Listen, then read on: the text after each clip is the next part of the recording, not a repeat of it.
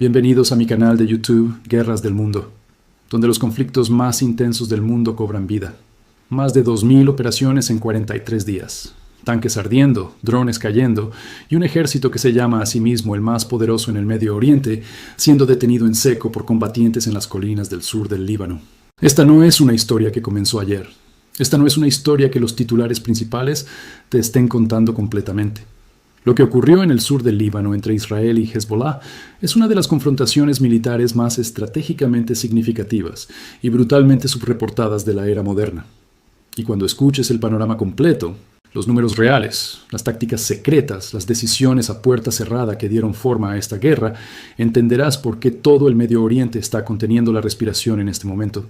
Así que quédate conmigo porque lo que estoy a punto de contarte cambia todo lo que pensabas que sabías sobre este conflicto. Volvamos al principio. No al principio que los presentadores de noticias te cuentan, no la versión simplificada, no la versión políticamente conveniente. El verdadero comienzo, el que está arraigado en décadas de tensión no resuelta, guerras por poder y un tablero regional tan complejo que incluso los analistas geopolíticos más experimentados luchan por mapearlo completamente. Hezbollah, el grupo militante libanés y partido político, no entró en este conflicto por accidente. Esa es la primera cosa que necesitas entender cuando la guerra regional más amplia entre el eje alineado con Irán y la alianza israelí-estadounidense comenzó a intensificarse en 2024. Muchas personas hicieron la pregunta obvia: ¿por qué Hezbollah abriría un segundo frente desde el Líbano? ¿Por qué arrastrarían al Líbano a esto? La respuesta ingenua es solidaridad. La respuesta real es mucho más calculada y mucho más peligrosa. Para Hezbollah, esto nunca se trató de solidaridad. Esto se trató de supervivencia y relevancia estratégica. Toda la identidad de Hezbollah, su poder político dentro del Líbano, su financiamiento desde Teherán, su credibilidad en la calle árabe, está construida sobre una cosa: ser la fuerza que se enfrenta a Israel cuando nadie más lo hará. Si Hezbollah hubiera permanecido en silencio mientras la guerra regional se desataba a su alrededor, habría perdido todo lo que lo define. Así que la decisión de abrir el frente norte desde el sur del Líbano no fue impulsiva. Fue deliberada, fue calculada y fue devastadora de maneras que nadie anticipó, ni siquiera el propio Hezbollah. Aquí está el secreto que los analistas militares dentro de las agencias de inteligencia occidentales admitieron en silencio en sesiones informativas privadas. Israel no estaba preparado para una guerra en dos frentes de esta intensidad. Las FDI, las Fuerzas de Defensa de Israel, son extraordinariamente capaces. Es uno de los ejércitos más avanzados tecnológicamente y endurecidos en combate del planeta. Pero la capacidad y la preparación son dos cosas diferentes. Y cuando Hezbollah activó su frente norte, hizo algo estratégicamente brillante. Obligó a Israel a dividir su atención militar, sus cadenas logísticas de suministro, sus recursos de inteligencia y su capacidad política todo al mismo tiempo. Ese es un principio militar tan antiguo como Sun Tzu. No necesitas ser más fuerte que tu enemigo. Necesitas hacer que tu enemigo luche en múltiples direcciones, hasta que no pueda sostener el impulso en ninguna sola. Y eso es exactamente lo que sucedió. Ahora, hablemos de cómo se veía realmente el campo de batalla, porque aquí es donde se vuelve verdaderamente notable. Hezbollah no luchó esta guerra de la manera que Israel esperaba. Las FDI entraron al sur del Líbano esperando un conflicto convencional, el tipo de guerra que favorece el blindaje, el poder aéreo y una potencia de fuego superior. El tipo de guerra donde los tanques Merkava israelíes, que están entre los más avanzados y más fuertemente blindados del mundo, dominarían el terreno. El tipo de guerra donde los ataques aéreos israelíes degradarían sistemáticamente la capacidad de Hezbollah para luchar. Ese era el plan. Esa era la expectativa. Lo que encontraron fue algo completamente diferente. En las colinas y túneles y aldeas estrechas del sur del Líbano, Hezbollah había pasado años, no meses, años, preparándose exactamente para este momento. Habían construido una infraestructura subterránea que haría que los planificadores militares parpadearan con incredulidad. Redes profundas de túneles, depósitos de armas preposicionados, sistemas de mando y control que estaban deliberadamente descentralizados para que eliminar un solo nodo no colapsara toda la red. Esta no es la fuerza de combate improvisada de hace una década. Hezbollah, respaldado por la experiencia militar iraní y financiado por petrodólares iraníes canalizados a través de complejas redes financieras, se había transformado en algo que el mundo militar tiene un término específico para ello: un actor no estatal con capacidades militares a nivel estatal. Y esa combinación es uno de los adversarios más difíciles que cualquier ejército convencional puede enfrentar. Hablemos de las armas, porque las armas cuentan una historia que es profundamente alarmante. A nivel táctico, Hezbollah desplegó drones FPV, drones de vista en primera persona, con una precisión y frecuencia que sorprendieron a los comandantes de las FDI. Estos no son los drones grandes, caros y detectables por radar que ves en los inventarios militares tradicionales. Estos son pequeños, rápidos, baratos y aterradoramente precisos. Operados por un solo combatiente usando un visor y un controlador, estos drones fueron filmados en múltiples ocasiones impactando vehículos blindados israelíes con precisión quirúrgica. En el área de Al-Bayada, imágenes documentadas muestran un dron FPV golpeando directamente un vehículo blindado israelí, inutilizándolo. En el área alrededor de nuevas posiciones de artillería israelíes, Hezbollah utilizó municiones merodeadoras, lo que el ejército llama drones kamikaze para cazar, y destruir posiciones de disparo antes de que las tripulaciones de las FDI siquiera tuvieran tiempo de reubicarse. En tiro, Hezbollah apuntó específicamente a vehículos de mando y comunicación israelíes. Esto no es destrucción aleatoria. Esta es una estrategia deliberada. Cuando destruyes vehículos de mando y comunicación, no solo estás destruyendo equipo, estás degradando la capacidad del enemigo para coordinar. Estás creando confusión en tiempo real en el campo de batalla. Estás obligando a los comandantes a tomar decisiones con información incompleta. Esto es guerra sofisticada. Este es el tipo de pensamiento que proviene de entrenamiento militar serio y planificación estratégica seria. El tipo de entrenamiento que el Cuerpo de la Guardia Revolucionaria Islámica de Irán, IRGC, ha estado proporcionando a Hezbollah durante años. Ahora, aquí viene un número con el que necesito que te detengas por un momento. Las operaciones de Hezbollah en solo 45 días de intenso conflicto superaron 2.184 operaciones registradas usando cohetes y drones. 2.184. Eso equivale a más de 48 operaciones cada día. No ataques esporádicos, no acoso ocasional. Una campaña implacable, sostenida y coordinada de presión que dio a las FDI prácticamente ningún descanso operativo, ninguna retaguardia segura y ningún ritmo predecible contra el cual planificar. Cuando un enemigo te obliga a entrar en modo reactivo, cuando siempre estás respondiendo en lugar de dictar el ritmo de la batalla, eso es una desventaja estratégica masiva, sin importar cuán poderoso seas. Y el costo físico en el equipo israelí refleja esta realidad.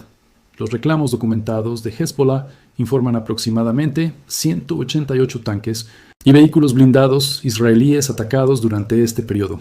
Se informó que decenas de vehículos militares, bulldozers y varios drones fueron destruidos o dañados. Ahora, Israel no ha confirmado oficialmente estas cifras específicas, y eso es exactamente lo que esperarías de cualquier ejército que maneja una narrativa operativa difícil.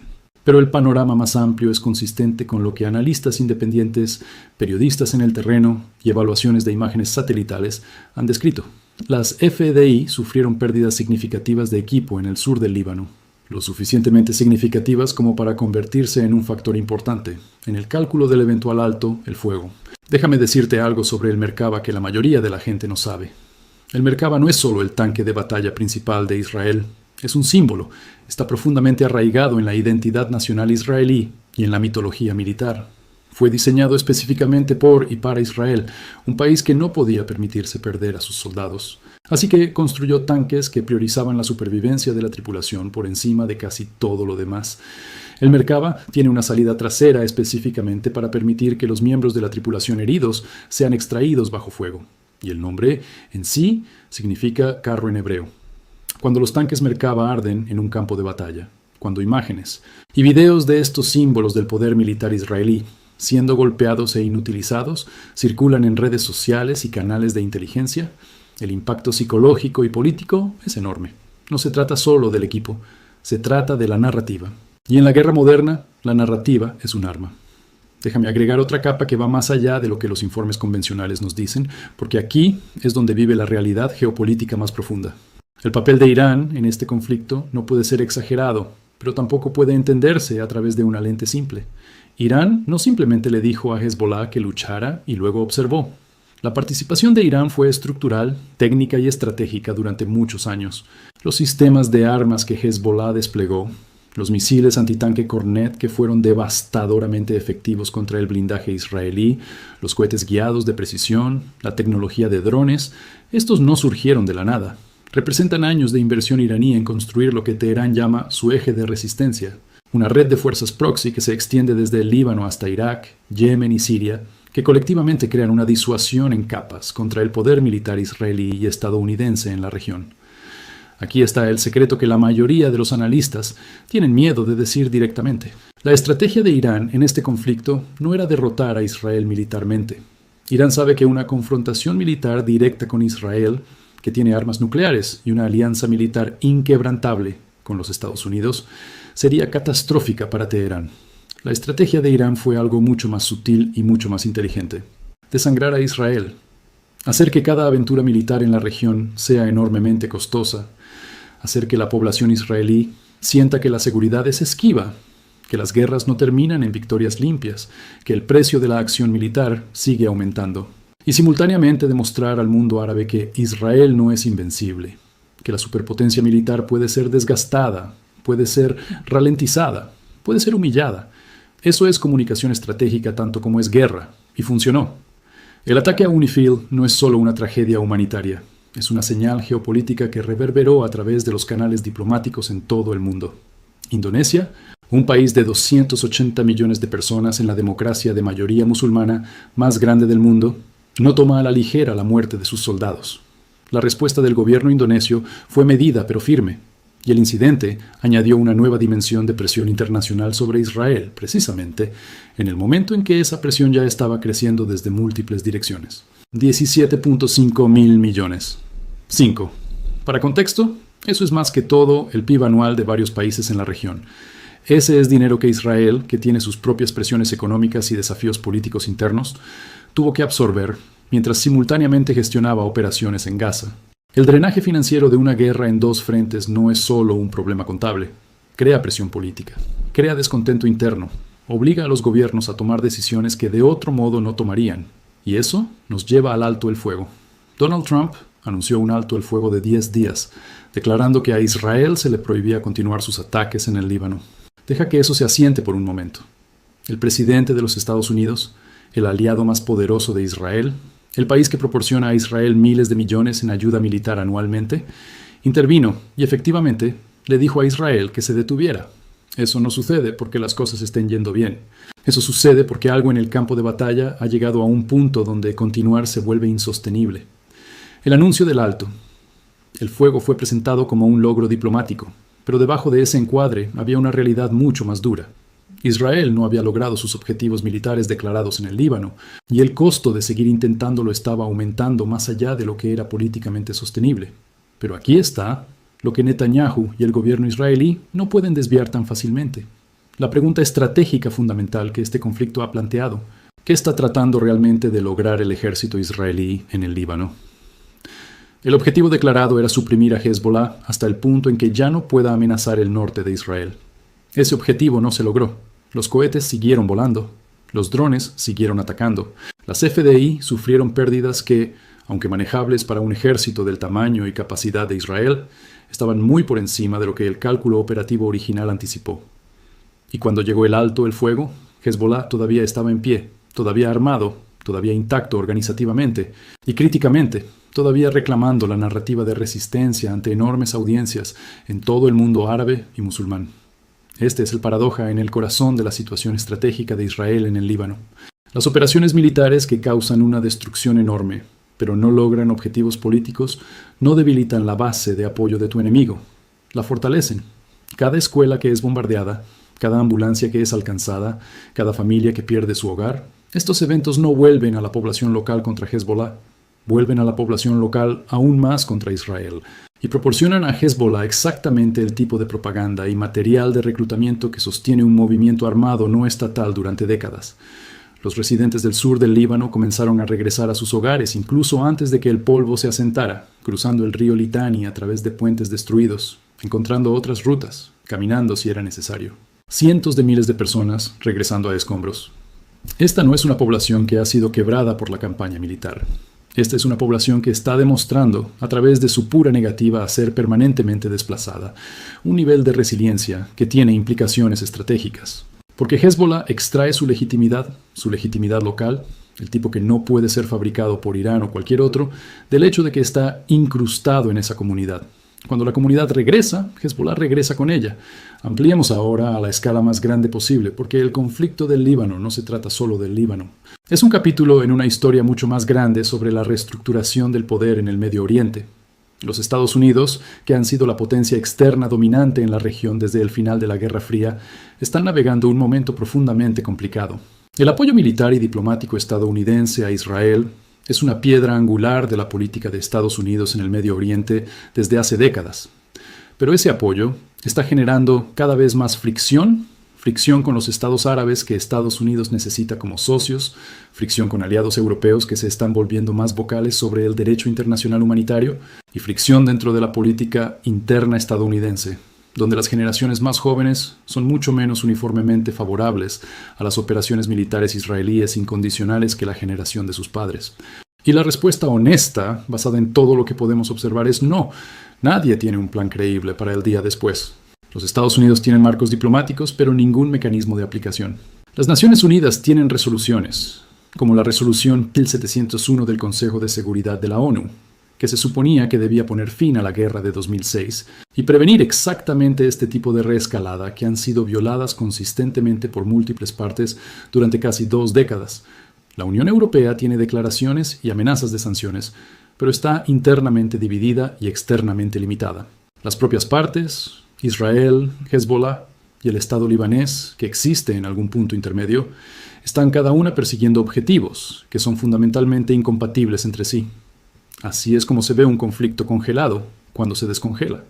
Esto es lo que sucede cuando las causas subyacentes de una guerra nunca se resuelven, solo se suprimen temporalmente. El fuego es la superficie. Debajo de él, todo lo que impulsó este conflicto a su intensidad actual todavía está allí. Las armas todavía están allí. Los cálculos políticos todavía están allí. La competencia regional entre la alianza estadounidense-israelí y el eje de resistencia iraní todavía está allí. La cuestión fundamental de la soberanía interna del Líbano, un país donde un grupo armado no estatal opera un ejército más poderoso que el propio ejército del Estado, sigue sin resolverse. Y Hezbollah, habiendo sobrevivido a una campaña militar que estaba diseñada para debilitarlo decisivamente, habiendo demostrado capacidades que sorprendieron incluso a sus oponentes, habiendo mantenido la lealtad de una parte significativa de la población libanesa, no va a ninguna parte. Las colinas del sur del Líbano están silenciosas ahora mismo, pero el silencio en el Medio Oriente no es lo mismo que la paz. Nunca lo ha sido. Los combatientes que se retiraron a los valles todavía están allí. Los túneles que las FDI no pudieron mapear completamente todavía están allí. Los cohetes que no fueron disparados durante el alto el fuego todavía están allí. Los operadores de drones, las tripulaciones de misiles, las redes de mando todavía están allí. Y en algún lugar en una sala segura en Tel Aviv, en Teherán, en Washington y en las montañas del sur del Líbano, personas están mirando mapas, mirando imágenes satelitales, realizando cálculos, extrayendo lecciones de 45 días de combate intenso y miles de operaciones, preparándose para lo que venga después, porque este no es el final de la historia. Este es el final de un capítulo y el siguiente capítulo ya se está escribiendo. La pregunta no es si se escribe, la pregunta es si alguien, en algún lugar, tiene la sabiduría y el coraje político para escribir un final diferente al que la trayectoria actual está señalando. El alto el fuego compró 10 días. La historia registrará para qué se usaron esos 10 días. Y la respuesta a esa pregunta determinará si la próxima vez que hablemos de Israel y Hezbollah y el Líbano y el sur del Líbano y el río Litaní y las personas que siguen cruzándolo para volver a casa a escombros, si esa conversación trata sobre una guerra que terminó o una guerra que nunca se detuvo realmente. Si encontraste este video impactante, no olvides dar me gusta, suscribirte y quedarte con Guerras del Mundo para más.